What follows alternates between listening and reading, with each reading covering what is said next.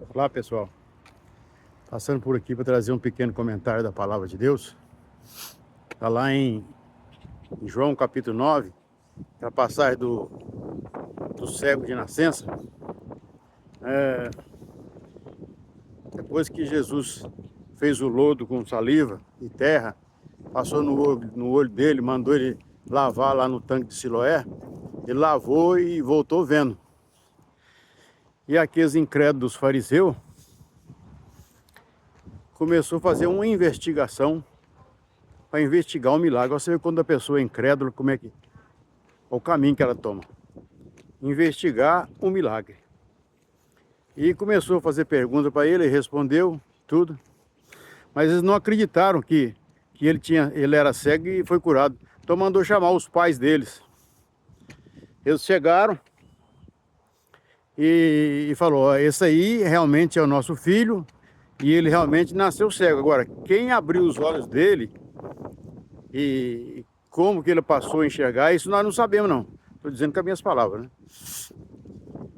Aí, e lá na Bíblia fala que eles falaram assim, porque os fariseus já tinham colocado no coração, já tinham acertado no coração, que se alguém confessasse que Jesus era o Cristo, seria expulso da sinagoga.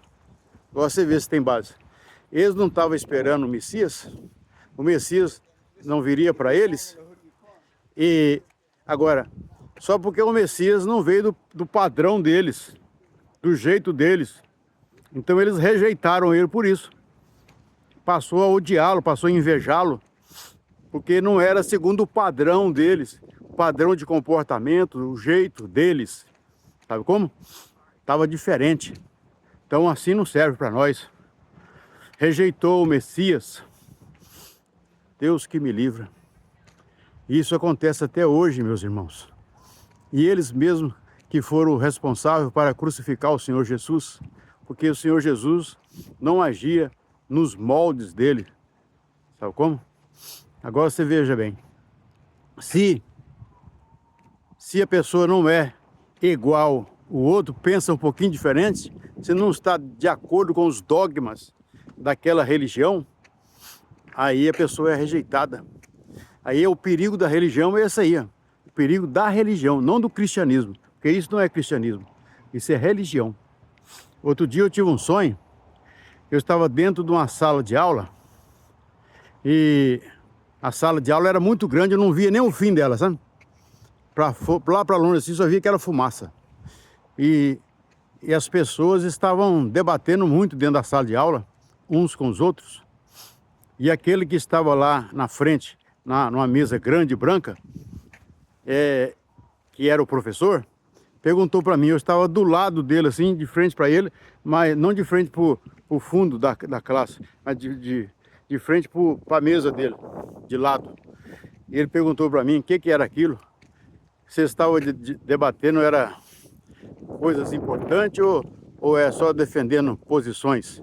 Aí eu falei: isso aí é o seguinte, eu lembro direitinho no sonho, eu falei: se o senhor pintar uma coisa de azul, aqueles que gostam do azul vão defender aquela coisa e vão falar que aquilo é ótimo, que aquilo é excelente, que é muito bom.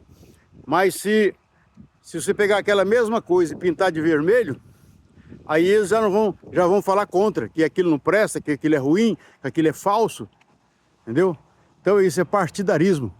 Depois eu estava meditando nesse sonho, no outro dia, e aí veio uma palavra no meu coração que eu não sabia o significado dela.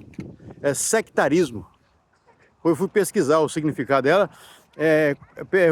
Fala de fanatismo, quando a pessoa defende tanto uma tese, um assunto, um dogma, que ele não aceita argumento. Qualquer coisa que falar com ele, que se for contra o que ele crê, é rejeitado. Sectarismo. Então hoje em dia nós temos isso na igreja, não é? Como tinha naquele tempo, os judeus estavam esperando o Messias, ele veio e eles rejeitaram porque não era do jeito que ele estava pensando, entendeu? Então isso acontece hoje no meio da igreja e nós temos que estar unidos, porque ele diz lá no Salmo 133, quão bom e quão suave que os irmãos vivam em união. É isso que nós temos que buscar. né? Nós temos que buscar para nós, não para poder criticar os outros, rejeitar os outros, porque eles agem assim, não, mas amá-los e trazê-los para nós, para que nós possamos ser um, porque Jesus falou que nós devemos ser um, como Ele, o Pai, é um. Nós temos que ser um também, né? A igreja do Senhor Jesus. Amém, irmãos? Que Deus te abençoe e que tenha um dia excelente, com a graça do Senhor.